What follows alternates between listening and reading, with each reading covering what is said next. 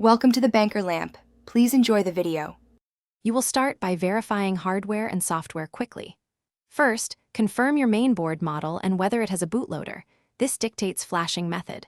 Once done, back up the existing Marlin folder and EEPROM so you can restore settings if needed. Next, install the recommended toolchain, either Arduino IDE or VS Code with Platform I/O, and clone the latest Marlin release. Make sure drivers and permissions allow serial access. This prevents interruptions during the flashing stage. Now you configure the firmware to match your machine. Open Configuration. H and Configuration Adv. H and change steps /mm, thermistor type, bed size, and stop logic, and any enabled features like linear advance or mesh bed leveling.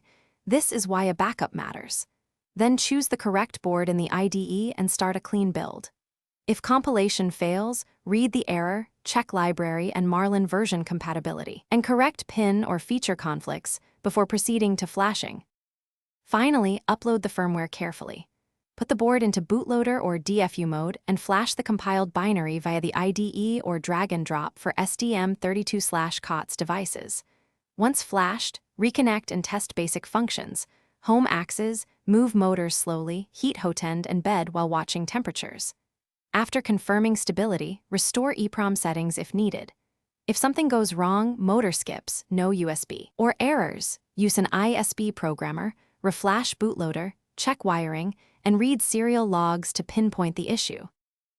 Thanks for watching. If this was helpful, leave a like and consider subscribing. See you next time.